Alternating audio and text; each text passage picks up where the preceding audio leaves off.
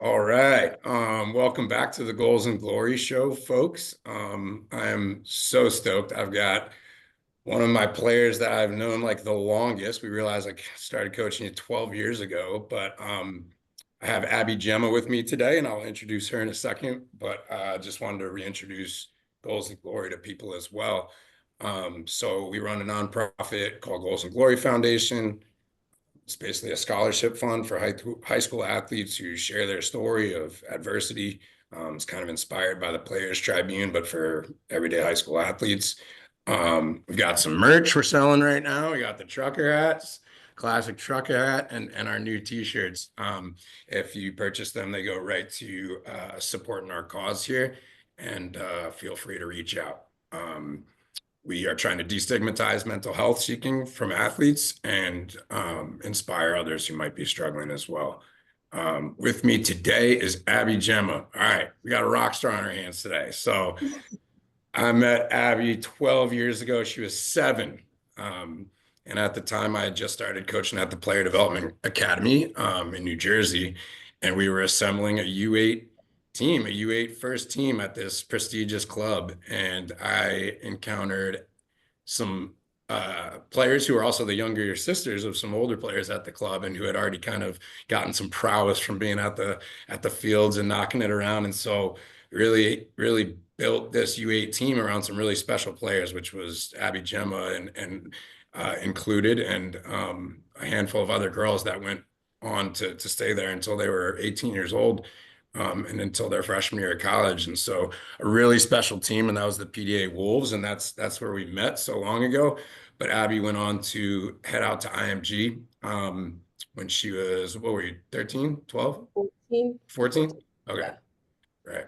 14, and had an epic career there and has been kind of in and out with the national pool. Won a state championship and a national championship at PDA. I know Yeah. you won some stuff at IMG, but I'm not going to pull out the whole resume right now, but definitely some things there. Trained with Chelsea, started and had a pretty epic freshman season at Notre Dame, where she went and you started early, right? You went there in the spring. Yeah, I went I forget what year, but I went early in the spring and I went for like a full year before my transfer, Yeah. basically. And now she's at Florida and after a transfer there and seems like a really good program you guys are building down there. Yeah. Yeah, no, I'm excited. It'll be fun. The staff is great and the girls are great. So Good. You need to send some of that warm weather up here to Michigan. We're it's still not. so cold there, right? Yeah, I'm ready to go fishing, but it's um but cool. Okay, so yeah, incredible career. I guess one thing we wanted to talk about today and how it relates to goals and glory so much is it was not always easy for you. You were always one of the hardest working, positive, talented kids that we've had. But you had some injuries and you also went away from home when you were 14. So, I'm sure some lessons there that are relevant. Talk to me a little Yeah. bit about what happened. Yeah, I think ever since I was like a kid, I always had the mindset that if you're doing more, like you got to keep that distance from people. And if you're so talented at a young age, it was like imprinted in me that you need to like keep that distance from everyone else. So I think that's kind of what like forced my work ethic to be like so high. And the injuries were super hard for me in general because when you're injured, it takes you out of your sport for however long. And I think like the hardest part is trying to keep positive and like keep that mindset of like even though you're at the field and you're injured and you can't play, like how can you support your teammates or be positive for them so that you're still seen as like a leader in their eyes? And I think that was like honestly one of the most challenging things when I had my first like very serious injury. So my first like surgical injury was really tough because it took me out and we did it in the summer. I think I got surgery. So I was home for an extended amount of time and being home and like not even around the field or around practice can be really difficult because I'm just like sitting around. And if you know me, I can't sit still. So I think that's when I leaned to my family more. But when I got back to IMG and like started to be able to move more, it made me a little bit more sane. Um, so I think mindset is really important when you do face a lot of injuries in general. So Yeah. yeah. And just, I imagine with you, you've had goals of, obviously collegiate, but pro soccer. And, when these goals get knocked, I think that's something that was really helpful for you, right? You've been just like talk to me about how you're like just steadfast on what it was, because I liked what you said. Like we're an athlete when we're injured, we can't play, but our goal's the same, it sounds like, but our what we're doing, our process at the time changes a little bit. Yeah. So one thing that was super important to me that my athletic trainer at IMG was always like, be intentional. So when you're injured, what can you be intentional about now? So can I be intentional with my PT that I'm doing instead of my 5 mile runs? So I think it was also a matter of like being intentional about how you can recover, because I'm also like young. And then when I got hurt and I tore my PCL, I remember tearing my PCL, and then that week I received an email that I was called back into the national team camps, and which I had been working so hard for the last couple of years, even after getting over my ankle surgery. And I remember being like ecstatic. So I was like, okay, like I didn't have any results on my knee yet, so I was kind of just like in a brace, like still moving around, like lifting. And I was so excited about it. And then a couple weeks later, when I got my results, I had to actually call them and tell them that I couldn't go. And I think that was like one of the darkest and hardest times for me, because I was like, now they know I'm injured. I have another injury. Now I have to go through the process of reevaluation again. And I think it's like really tough to stay positive during that time, because it's like you're doubting yourself getting back to your 100%. And also you're doubting that they're going to see you at your 100% again. And I think like having the confidence in yourself is super important, because if you sit there and rely on what all the other, I guess, people in like US soccer is viewing you, it can put a lot more pressure on you and honestly cause other injuries. Because that's why I think I was doing too much in the beginning with my ankle, is because I always wanted to be 110% on the field, and I always wanted to be the hardest working person at practice, and I wanted to have people to, I guess, have nothing bad to say about me, and nothing, I guess, like no negatives about me. So I think that was really put a lot of stress on myself, not as much from my coaches, my friends, my teammates. I think it was all self-inflicted. So Yeah, yeah. wow, a lot of wisdom in there. But yeah, so you mentioned when we were talking a little bit earlier about, part of that drive kind of led to a little bit of burnout too, right? And when we were transitioning, I know, you know, battling injuries hard, being out, and then also we were away from home, like at 14, 15 years old, and all the way in Florida, family in New Jersey. You mentioned how kind of those things led to some burnout too, and then potentially injury. Yeah. I think being at IMG, it was very much like, okay, I'm 14, I'm on my own. The first couple months, I was like, yeah, like this is like camp. And then it sank in that I'm there for 4 years. Um, and I think the first year was really difficult for me in general, because I'm sitting at home. I'm like, holy, like I'm the youngest sibling in the house, and I was the first one to move out. Like, no more mom waking up, making me breakfast, making me my lunch, sending me off to classes, sending me off to school. It was very much like, okay, grow up, like do it yourself now. And so I think that when I kind of got into like the, oh, like I miss my family, or I wish I was home right now, I would take the ball and go to the field.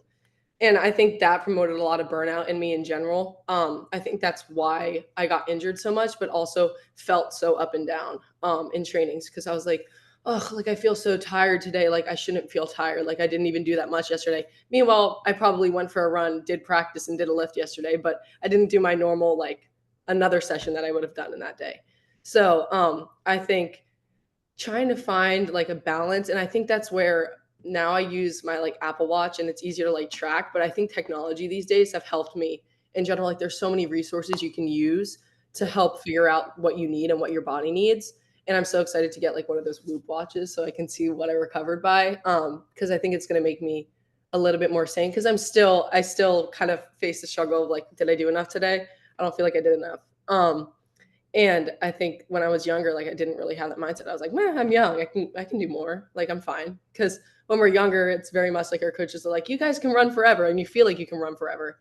But now that I'm in college and I'm going into my sophomore season, I'm like, yeah, no, like I think I need some rest this weekend. And I think it shows like a lot of growth in the player that I've become in general, because understanding that is like a different level of maturity that I haven't found in the past couple years, I think. So Nailed it. So you could literally teach a course, and some of the work we do with, obviously I'm a therapist, but I work a lot with athletes and some of the performance coaching stuff, but you really just put it spot on. We've learned a lot about periodization and that we play the game at 100%. So if we're really burnt out and can't train at that, like we do need, bits of recovery. But you also mentioned this thing like the athlete voice that so many of us have that starts out as such a positive thing that just drives us, nothing's good enough, keep working. Yeah. And we see that we outgrow that, and that no longer becomes the case anymore, both because the levels get harder. We need to be our own best coach and confidence wise, right? Um, and and also just recognize that, yeah, like maturity wise, like that's not the case anymore. Like we break down, we need to fuel ourselves, we need to recover and rest so that we can go 100%. And so yeah, I think a lot of college athletes I've worked with struggle with exactly what you talked about. And so being able to find that in freshman and sophomore year and kind of understand that is crucial. So Yeah, and I think it's also a matter of you're getting older, and when you're younger and you tell your coaches like, I did a lot today, like they're like, oh, like yeah, you need to make sure you rest, or like maybe don't do that. Like they kind of, for me at least, they would vary it a little bit because I knew how much I was doing. But now that I'm at the collegiate level, it's like, well, you should know. You're 19 years old. Like you don't have an excuse to not come to practice at 100% today because you did extra on your own. Like everything that you're putting into practice should be at your best, and it's like you don't have an excuse anymore. And yeah. I know it's going to be 10 times harder at the professional level. So it's just a matter of making sure I'm recovered, as like that's equally as important as how I'm performing on the field. So Yeah, 100%. You want to train hard, so we gotta recover hard. Which watch did you mention you're gonna? Yeah, I've been hearing about a like the Whoop watch. I'm so Whoop. excited. Yeah, Yeah. it tracks like your sleep though. So I feel like it's gonna freak me out. I'll be like, am I sleeping well? All So I right, might well have to then drop that. that's your area, right? Yeah. So in my field of work, we say, physical health, mental health, sleep, nutrition, kind of the four factors that are like interwoven. I've heard about the aura ring too, is one that I've Oh heard yeah, I about. would lose that. So Yeah. otherwise I'd be, yeah. I think it's aimed for more people that are my age and slowing down a bit, but who knows? So yeah, I played some co-ed soccer last night. My quads were Yeah. cramping up so much. I think I've had nightmares where I'm playing and I can't. I've done everything and I'm in front of the goal and I can't shoot. Because your like, quads are cramping That up. that nightmare has come true. That was the case last night. I literally can't even pull my leg back to shoot the ball anymore, I don't think. But If it makes you feel better, my calves always cramp in games because I swear I hydrate enough and then it hits like 80 minutes and I'm struggling. So heard about that a lot in college soccer. There's a lot of demand on the schedule, and so yeah, well, I'm sure we can learn more from you about nutrition and whatnot, and hydration. But okay, so we talked about overcoming injury. We talked about being away from home and burnout and how you kind of use the field, which was a good thing, but it kind of went too far, and finding kind of that balance was yeah, crucial. Talk to me about your family. You've got such an athletic family. We've got your brothers playing football at Army. Your sister was soccer and then I believe rugby at, rugby. at Yeah, Navy. At yeah, Navy. Um, I don't know I know your dad played sports, but I also know your mom played Division I soccer until she broke her leg. yeah, So yeah. holy She was cow. actually being recruited to go to your old school Rutgers. So she was getting ready to actually like commit there and then she broke her leg. But my injuries, maybe we're just an injury prone family. I I'd don't know. say we're gonna have her on next, but no, Yeah. yeah, I think it's the level that you go at. Yeah. But my dad played football at Princeton as well. So, Okay. having two parents that are super, super athletic and like love being around sports, I think really helped my family in general because everything was a competition. Hey, like who can brush your teeth the fastest? Or like at night, we'd come back from practices and my parents would be sitting outside in like the lawn chairs and just be like, okay, race guys. And we, like 5 years old would be like, yeah, like let's do it. Like mom and dad said to do it. So I think honestly, being the youngest, that helped me like so much more than my siblings know because I'd always try and like it's like a game of catch up. So I'd always be last in the races, I'd always be last in everything, or Abby's the baby. So I think it made me so much more like stubborn to like not want to lose anything ever because of how frustrated I would get when I was like a little kid. Um, but I think in general, role models and having them in my life in general has made a huge impact on me as like a person, as a player, because I sit here and I'm like complaining about, oh, like I have to wake up at 5 a.m. again tomorrow. And my brother and sister are like, I have to wake up at 4, do my workout for the military, and then I get to go to practice after. And then I have like a fitness test at night. And I'm like, okay, so I should shut up because I don't have anything to complain about compared to them. Um, so I think I hold myself to a super high standard because of them and because of what they're doing. Um, and I think having, being the youngest, they're, the older siblings are hard on me too. So we all hold each other to a super high standard in our sports, but we're also like our number one supporters. So we always want to see each other succeed. And I think support is tremendous at the levels that we're all at right now, especially like the people you're closest to really impact, I think, everything that you put on the field. So Well, and what's special about you guys is, there's plenty of, I'm sure, families where they push each other really hard and there's competitive and all, but there's some certain toxic levels of that too. But in your family, there's so much love and fun and like watching you guys, like since you grew up together, just all, mhm. such best friends. But then sure, competing is something to that too, right? Like having the combination of kind of the joy and the trust. And I think that's important in coaching too. But yeah, incredible what you guys have done. And I think you also hear then a little bit of where that extra drive push comes from you too, and how that was a good thing. But that, right, once we got to a higher level in college, we realized like, okay, wait, like this is a good quality of Yeah. mine, but I might have to like tone it down and use some of these other things as well.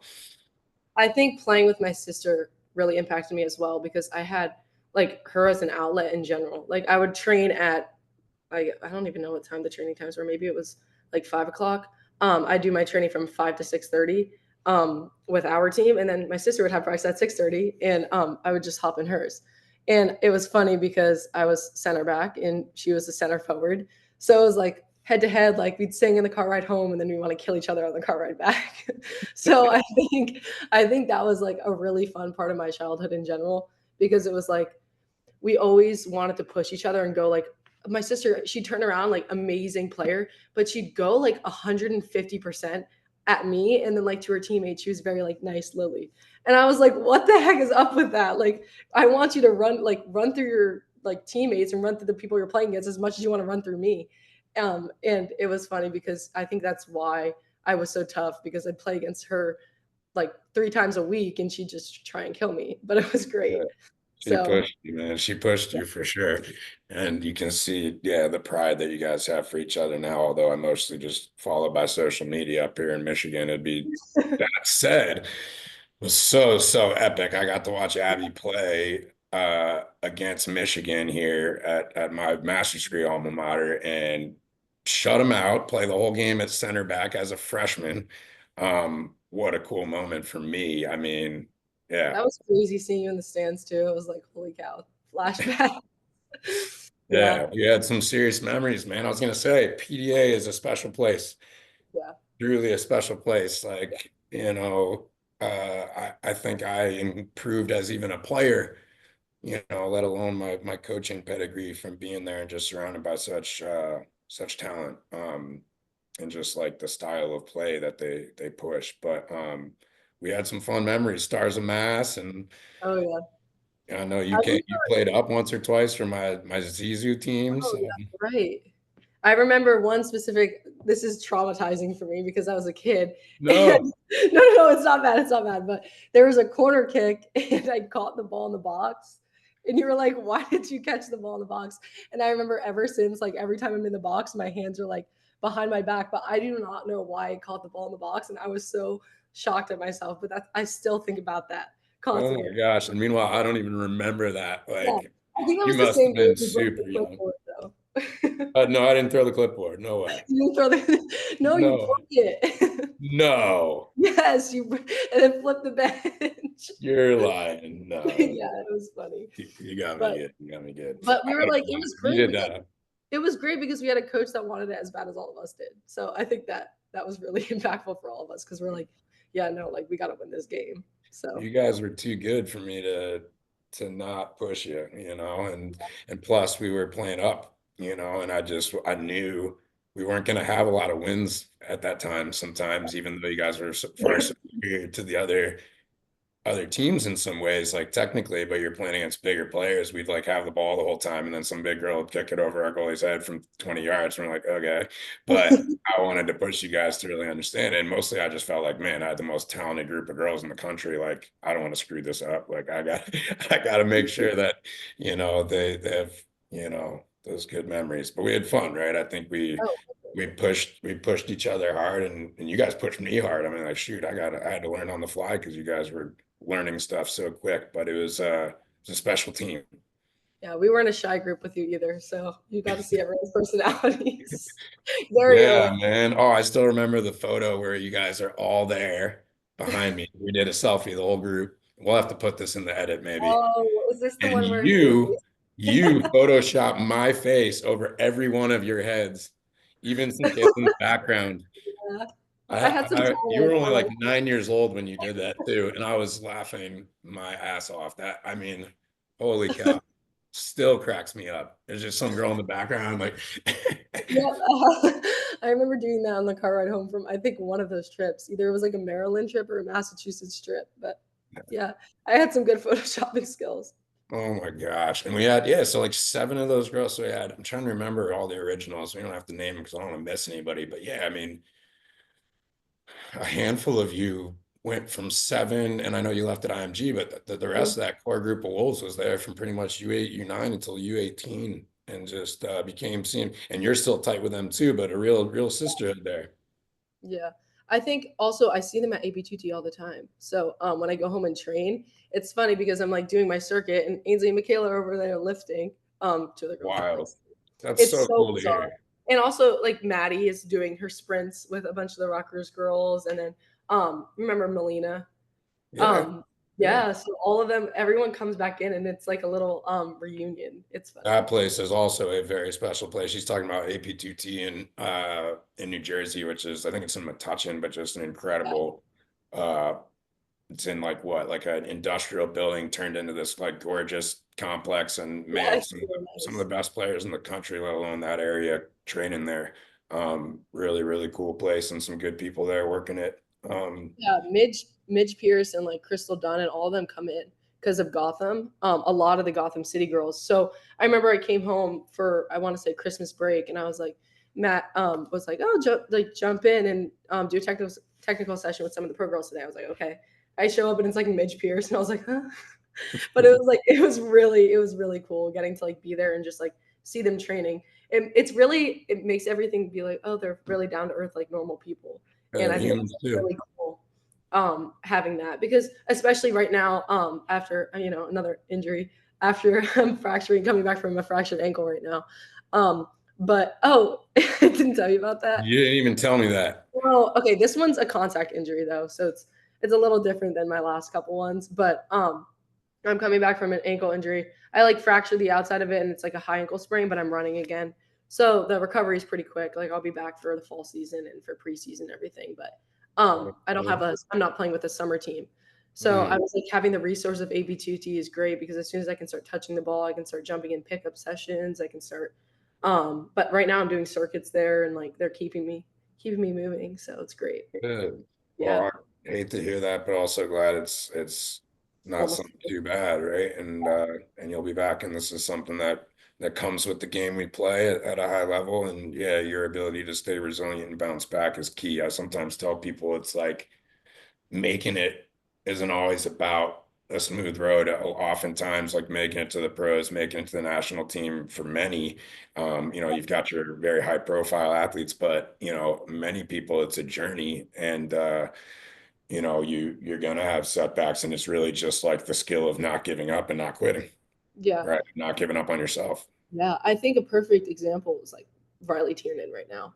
That girl's blowing up in NWSL, and like she deserves to be in the national pool, in my opinion, like in general. I And she's agree. having a killer year, and I think that just like shows resilience in general because she got to the pros and now she's killing it, Yep. and deserves like to play for the national team. Everything in my eyes. So Yeah, a great example. I agree. And a great family. Obviously, we're biased because they're PDA, the Tiernans, and they're yeah, so their yeah, sister and Riley, great people. But no, I agree with you. It seems like doing the right things for the national pool, and yeah, people don't always get it right. I think she like started out undrafted. I don't know how that works, but then, Yep. like made her way through trials and now is starting every game.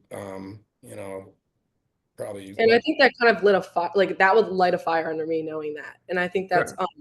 I think not losing that is super important in general. Like the second that someone gets picked over you or something like that, like you can't get sad about it. You gotta just like keep going and push yourself and kind of use that as like a fire. Like you want to go out there and now, like kill Yeah. everything. So Yeah. yeah, pretty Well, much. I've done that a little bit with you, and you were a little bit not to too much of an extent, but definitely, you know, putting you in different positions and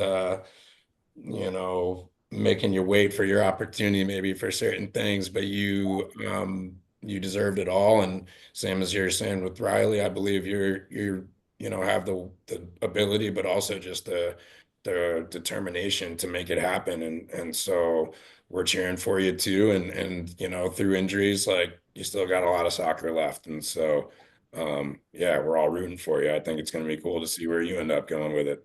Yeah, no, I'm super excited. Yeah, I can't wait. I'm just excited for like this fall season now too. I'm so excited to play SEC soccer. It's a change from ACC, I think, big time. I think it's gonna be more my speed of soccer because I feel like it's more physical, and I think that'll be fun for me. So I'm Can't just wait really to watch that. Yeah, yeah. I never got to see like, a lot of the progress that happened from those years from 12 to when I saw you play at Michigan, but I couldn't believe the physicality and you just, yeah, it's Wow. Yeah. Yeah. awesome. Well, I guess I don't want to keep you all day. I mean, I would because I love chatting with you, but what are we up to off the field? What are our goals? Because as much as we're going to go pro and we love this game, we know we can't play forever. But you and I talked about you're going to always be around sports. So what Yeah. would you do? Yeah. Well, I'm a journalism major at Florida right now, and I'm doing sports broadcasting in that. And I obviously need to stay around sports, and like I think interviewing athletes and being around athletes is something that I really enjoy in general. And honestly, like picked up from actually being at Notre Dame and like doing those little tiny mic sessions. Those are funny. Yeah. Yeah, You're good at it. You're good at it. yeah, I think that's definitely like the route I want to go right now. Um, and honestly, I wouldn't be too shocked if I end up wanting to get into like coaching or something, just because I love being around soccer, like learning about soccer, the little details of everything. I'm like crazed about that stuff. So I could see myself getting involved in that. But Heck yeah, yes. I love that. And yeah, great to have more women coaches. And yeah, you've known this game for a long time. And when you talk about it, you already sound like a young coach. So I love that. And let me know what we need to do to Goals and Glory is all about that, right? Part of it is us helping support people's mission towards their goals. And so of course that would fit. Very cool. I guess let's start to wrap up. The one thing I think we said we were just gonna put you on the spot with was what would you tell young athletes who want to play at the next level and have faced some stuff or have doubts or are being doubted? yeah, I would just say you have to have confidence in yourself in general.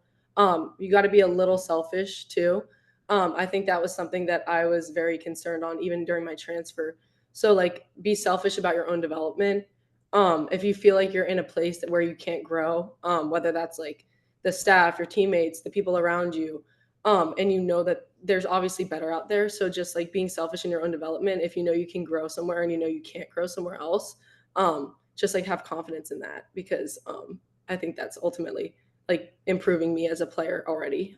Being in an environment where I feel like I can grow, I feel like I can be better, and I feel like I've gotten better already. So Love yeah. that. Okay, very cool. Um, yeah, anything else we missed or that we didn't cover?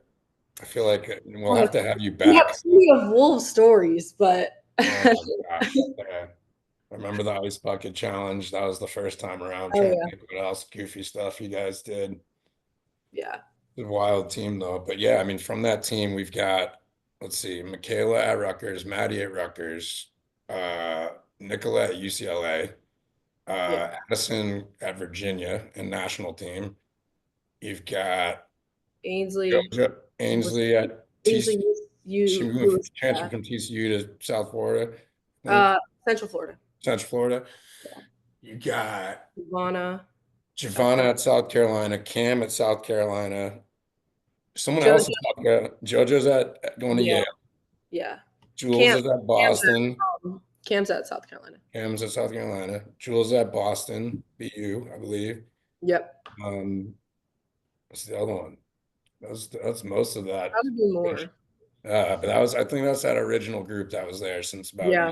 U7, U8, and just incredible, incredible stuff that you guys like stuck with it that long. And I really know that, like, yeah, we did some good stuff at that age, but to continue at the rate that you guys did from 12 to now is, yeah, it's elite. It's impressive. So I'm Yeah, glad that we, I think we all pushed each other there too, even since we were babies. So, yeah, because I think we created such a fun environment. I think an important like thing growing up is making sure you like love the game and like having fun with it because it's so easy to fall out of love in like these games. And I think I honestly struggled with that before my transfer, like making sure that I was happy and like I want to play college. I want to play pro soccer after college.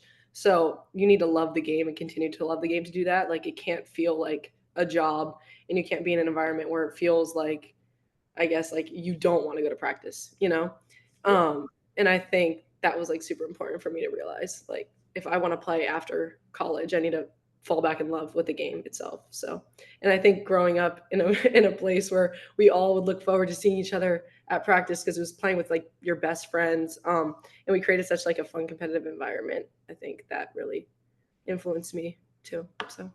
you nailed it. Honestly, you just did like a crash course on half the mental health stuff we do with some of our athletes just for like performance at least. But no, really clear to see how you've become so successful, but also, yeah, why you're a captain at 9 years old and then still are kind of a leader now.